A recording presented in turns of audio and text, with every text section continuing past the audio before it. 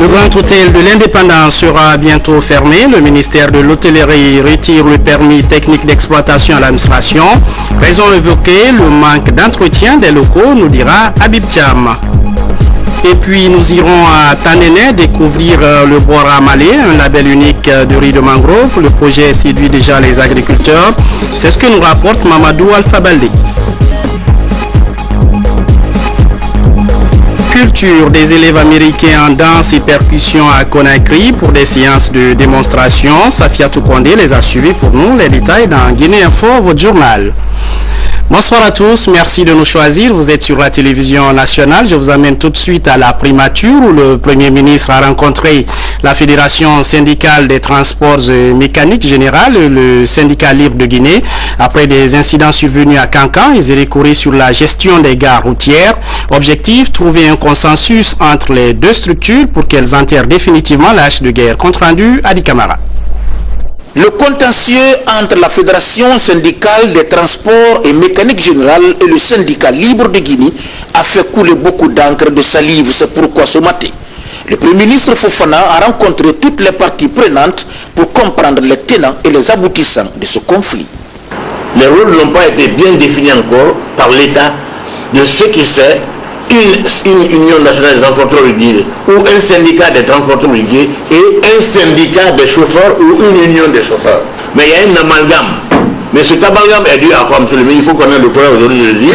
Il faudrait qu'une manière définitive l'État s'en accapare pour en finir avec ce conflit.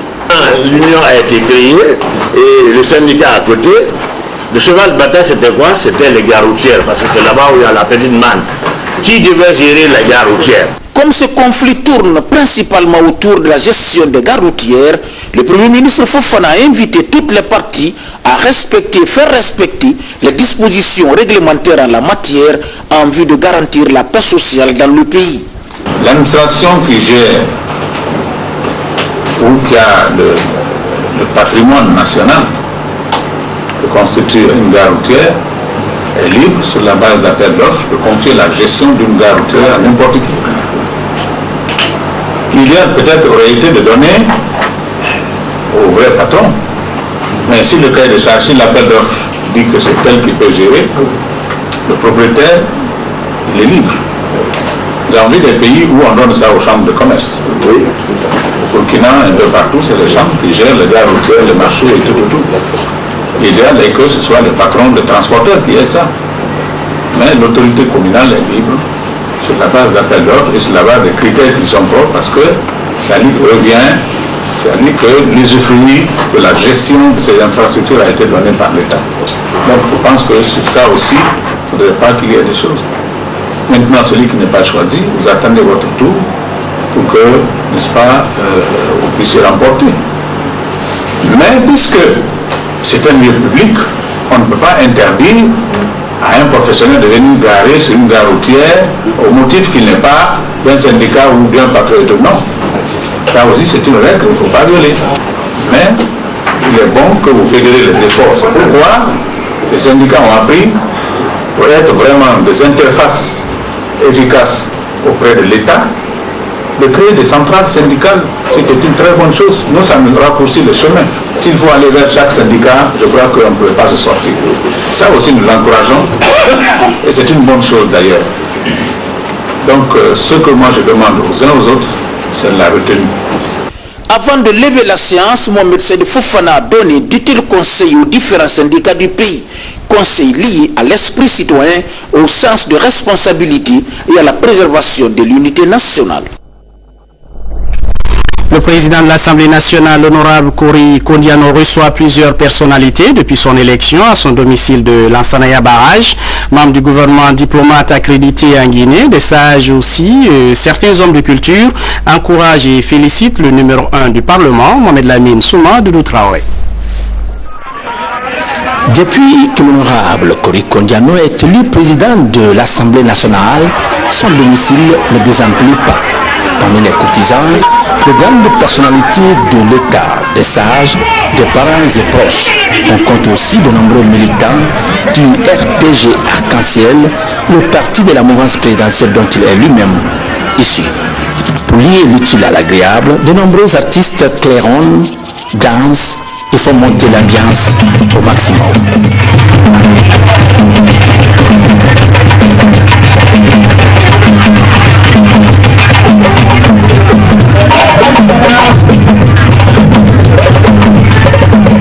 Le nouveau président de l'Assemblée nationale et sa famille vivent cette nouvelle situation avec beaucoup d'attention et de fraternité, conscients qu'ils sont que la chaleur humaine, c'est ça aussi l'Afrique. Dans son allocution de circonstances, l'honorable Cory Kondiano a réaffirmé sa volonté d'œuvrer pour mériter la confiance que le peuple lui a placée, celle de faire rayonner au perchoir de l'Assemblée nationale les principes démocratiques basés sur la pluralité, mais aussi défendre les intérêts de la nation par le strict respect de la loi. À sa suite, plusieurs autres intervenants ont salué cet élan de démocratie et souhaité que tout le peuple de Guinée en tire bénéfice. La troupe de musique, les Awagis de la préfecture de Massanta, ne s'est pas fait compter l'événement. Toutefois, en cette heure de la gouvernance mondiale, très marquée par des intérêts économiques, il va falloir aller vite au travail. Le cabinet de la première dame de la République reçoit la directrice générale du Centre national de formation sociale appliquée, Jean-Paul II. Les échanges avec le cabinet de la première dame, Adja Diané Condé, portent sur les moyens à mettre en œuvre pour donner un nouvel élan à son centre qui ne répond plus aux attentes de ses patients. Le point avec Adama Magasuba. Dans la perspective d'améliorer les conditions de vie des personnes indigentes, la première dame de la République a reçu en audience la direction générale du Centre de formation sociale appliquée Jean-Paul II, ici au sein de son cabinet. Objet de la visite, échanger avec les responsables de cet établissement afin de donner un nouvel élan à ce centre qui poursuit son petit bonhomme de chemin grâce à l'appui du gouvernement guinéen, des partenaires et de certaines ONG nationales et internationales. Je viens auprès de votre haute personnalité attirer votre attention sur le rôle qui vous est dévolu par rapport au rayonnement de ce centre qui est un élément de vos préoccupations. Car il s'agira de continuer l'œuvre de vos sœurs premières dames dont chacune d'elles a marqué son passage dans ce centre en acceptant de parrainer le dit centre. La première dame de la République s'est réjouie de la tenue de cette réunion technique. Elle a rassuré la direction générale du centre Jean-Paul II qu'elle sera désormais à leur côté pour la bonne marche du Centre national de formation sociale appliquée Jean-Paul II de Taouia. Je vous promets qu'à compter de ce jour, on ne vous oublierait pas. La dernière fois, c'était juste un cadeau que nous avons déposé, mais nous ferons en sorte d'être souvent en contact avec vous. Pour terminer la rencontre en gaieté, la chargée de l'école maternelle a, au nom des tout-petits de son centre, offert un cadeau à Adja Diané Condé. La Guinée s'ouvre au monde et est de nouveau fréquentable. Une délégation conduite par la ministre indienne des Affaires étrangères séjourne actuellement dans notre pays. Avec le gouvernement, les discussions sont axées sur la santé, l'industrie, l'énergie et l'éducation pour accompagner la Guinée dans son combat pour le développement économique et social. Amadou Touré nous signe ce compte rendu. 25 ans après la dernière visite d'une diplomatie indienne en Guinée, une délégation ministérielle séjourne à Conakry. Elle est conduite par la ministre indienne des Affaires étrangères. Ce retour de l'Inde en Guinée est perçu comme le résultat de la politique d'ouverture de la diplomatie guinéenne. La Guinée de retour sur la scène internationale pour prendre un nouvel élan. Vous savez que nous avons ouvert une ambassade en Inde et j'ai le privilège d'être le premier ambassadeur.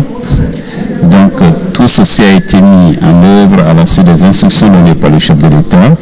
Au cours de ce séjour de travail, 2 accords de coopération ont été ratifiés. Il s'agit des accords de coopération mixtes entre la Guinée et l'Inde et des conventions portant sur l'agriculture, l'industrie, l'énergie, l'éducation et la santé.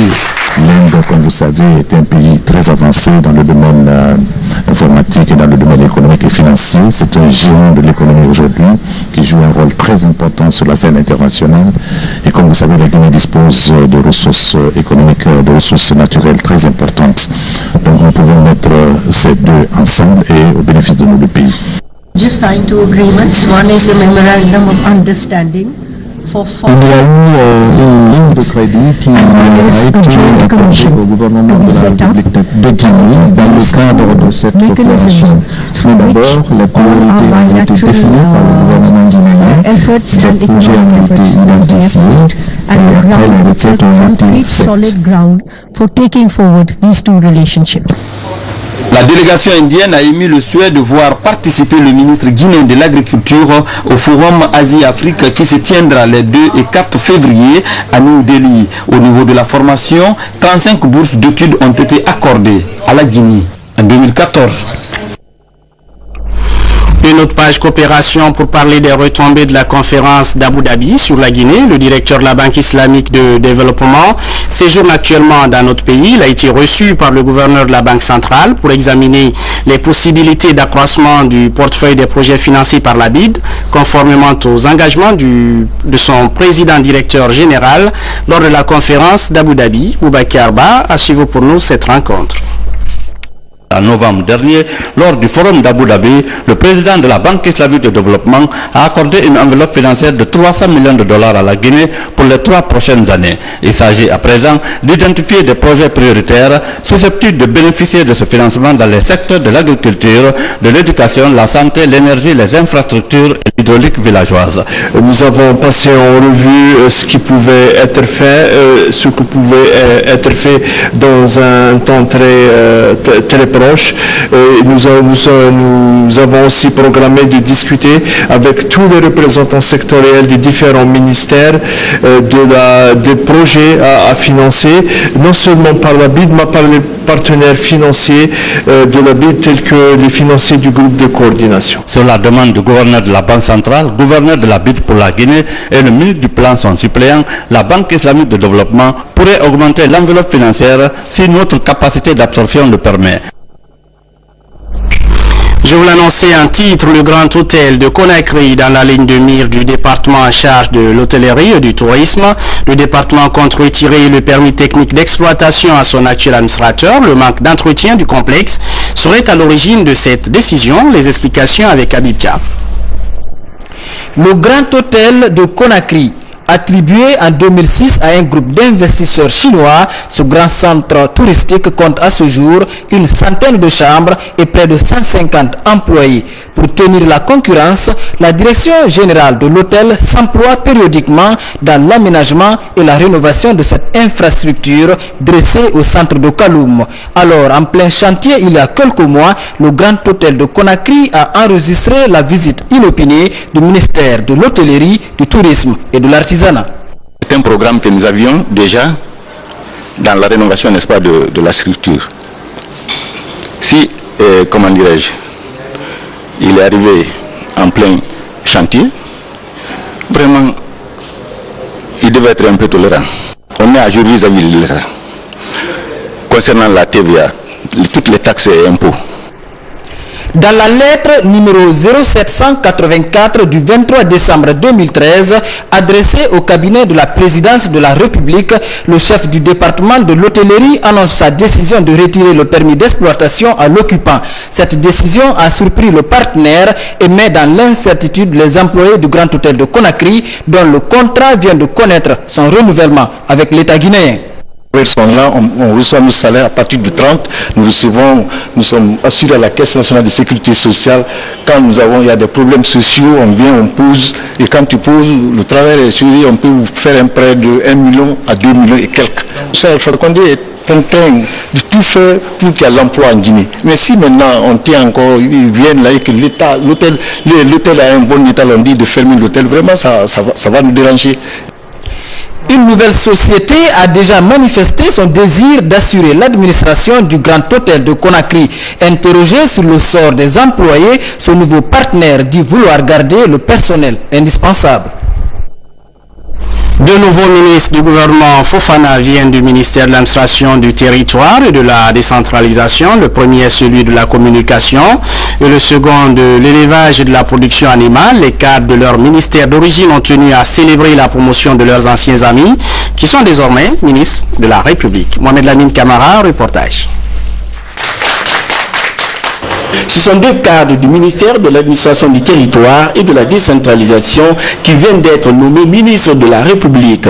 Il s'agit de Alonsène Makanera Kake, ministre de la communication, et Alpha Oumar Diallo, ministre de l'élevage et de la production animale. Votre nomination comme membre du gouvernement a été une grande joie, un grand réconfort et une grande raison d'espérer. Les nouveaux ministres se réjouissent de cette rencontre. Ils ont exprimé leur volonté de continuer à entretenir cette franche collaboration. Je vais vous dire sincèrement, quand le décret est tombé, il y avait une surprise et une joie.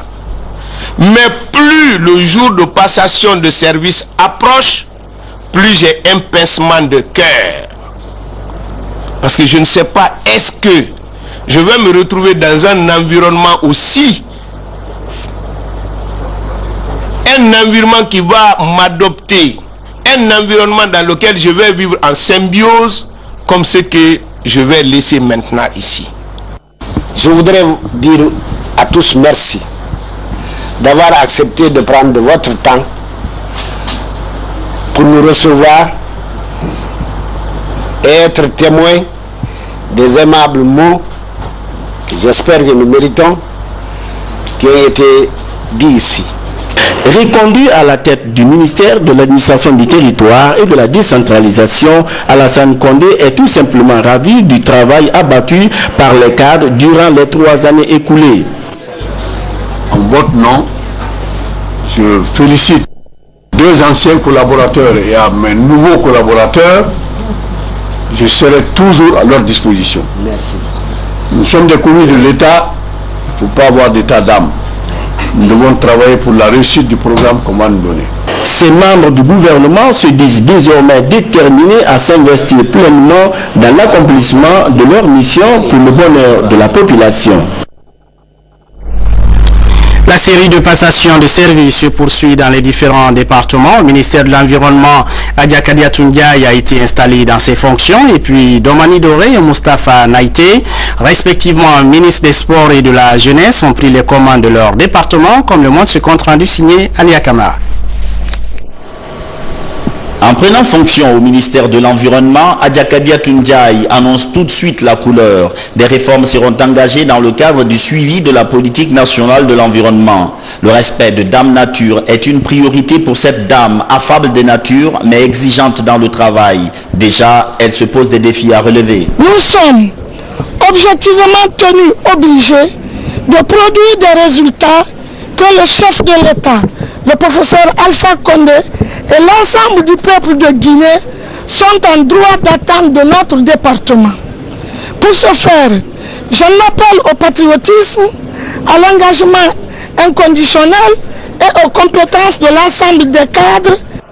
Professeur Ibrahim Boiro quitte ainsi le département avec des acquis, dont l'enrôlement de 2000 gardes forestiers. Professeur Boiro s'en va surtout convaincu que son héritière, grand défenseur de la nature, est à la hauteur du travail qui l'attend. Même espérance au ministère des Travaux publics où le sortant Ousmane quitte sur une note globalement satisfaisante, mais avec des chantiers.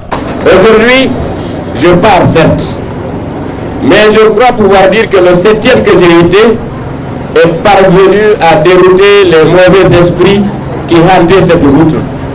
Car non seulement elle est de nos jours praticable d'un bout à l'autre, mais aussi son extension de Dagompa au kilomètre 36 est en chantier. L'ancien directeur du fonds d'entretien routier, désormais ministre des Travaux publics, tend la main à son prédécesseur. Sans gêne et sans complexe, je vous prie de bien vouloir accepter de me faire partager vos riches expériences accumulées à ce poste, lesquelles ne sont plus à démontrer.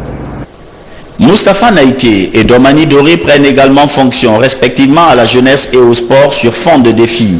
Aider les jeunes de Guinée à faire face à la problématique de l'emploi et relancer les sports guinéens.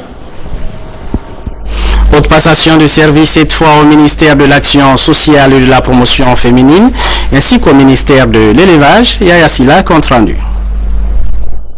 Les 2 ministres jusque-là en charge de ce département ont passé le témoin jeudi à Mme Kamara Sanaba Kaba devant une foule de travailleurs, d'amis et de parents. Mimi Kumbassa et Yaka Diakité se sont employés à redonner pendant les 3 années passées à la tête de ce département une certaine visibilité aux actions sociales. Ce département que vous prenez en charge aujourd'hui comprend tant au niveau des directions nationales qu'au niveau des services rattachés et établissements publics des cadres honnêtes, dévoués, sincères, loyaux pour la cause sacrée des personnes en état de marginalisation et très vulnérables de notre pays. Au titre des comptes majeurs que nous avons retenus, au plan institutionnel, la sous-représentation du ministère dans les structures déconcentrées.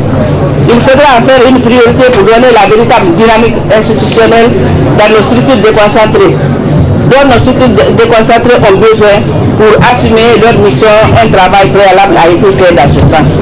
Le nouveau chef de département de l'action sociale, de la promotion féminine et de l'enfance s'est réjoui de cette marque de confiance placée en lui par le chef de l'État, professeur Alpha Condé. Mesdames les ministres, tant que vous avez passé à vos ministères respectifs, vous avez posé des actes majeurs dont je m'inspirerai et sur lesquels je m'appuierai.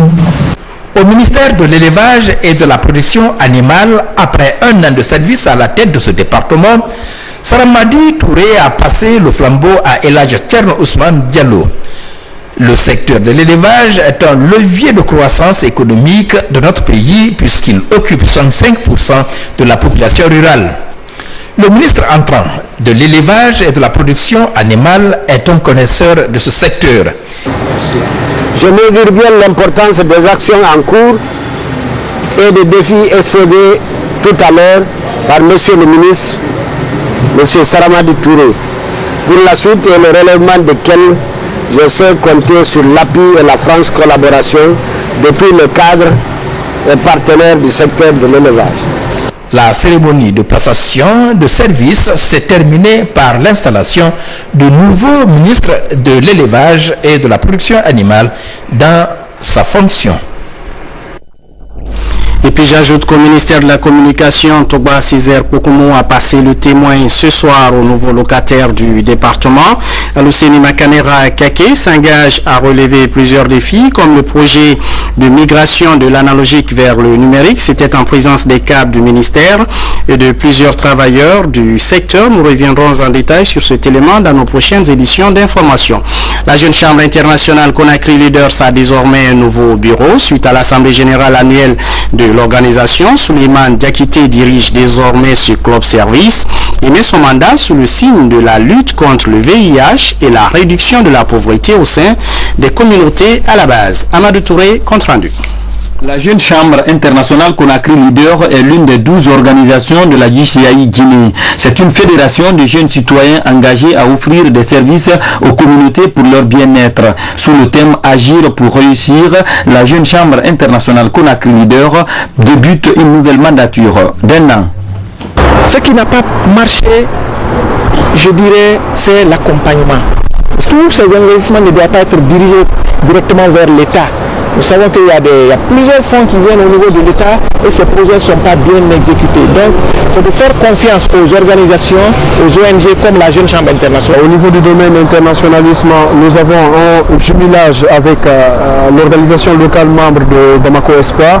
Donc, nous souhaitons, lors de la conférence des zones qui se tiendra à Lomé au mois de mai, nous souhaiterons vraiment que ce jumelage soit signé d'une manière officielle. 200 000 membres âgés de 18 à 40 ans évoluent au sein de la JCI à travers 120 pays au monde. Le mandat 2012-2013 a permis à la Guinée de se hisser au rang des meilleures performances dans l'exécution des programmes.